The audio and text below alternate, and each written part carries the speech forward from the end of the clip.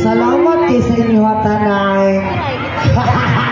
Sa mga nangutanay niya kung bayot man ako lalaki. Sa tinuod lang karon ra gyud kumutugan sa inyo ha, ug wala ko koy giingnan ani. Sa tinuod lang lalaki gyud ko pure. Tinuod nga lalaki walay atik-atik ug walay yaga-yaga. Pero kinsay nag-ingoy.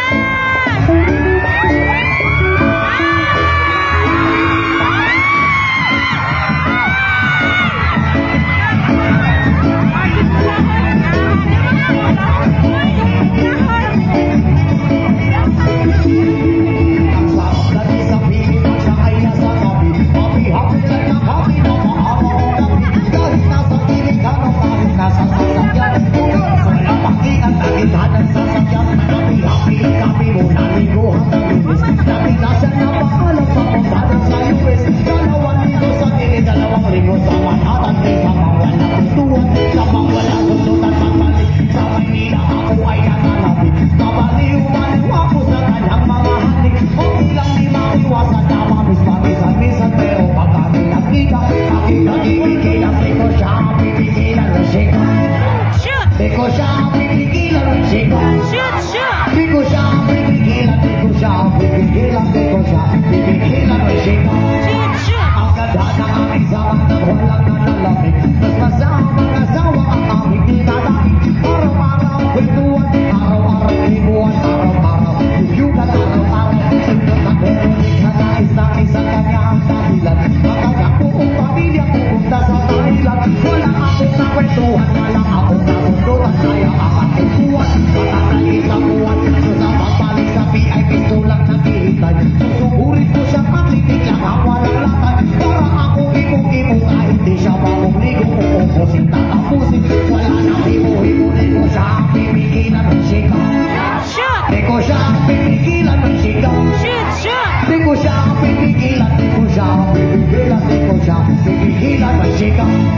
Akala ko ay okay na at wala na mga berya. Nagtigla siya mag-arali sa lundon ng nanay niya. Mapapasil siya sa iglat na siya mawawala. Gusto ko nga siya pigilan na ako nagagawa.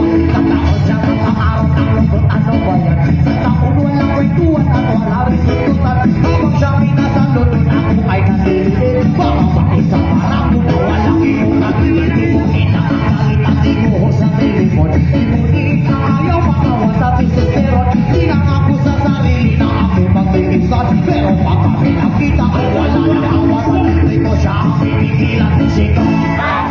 Di ko siya pipigilan ng sigaw. Di ko siya pipigilan, di ko siya pipigilan, di ko siya pipigilan ng sigaw.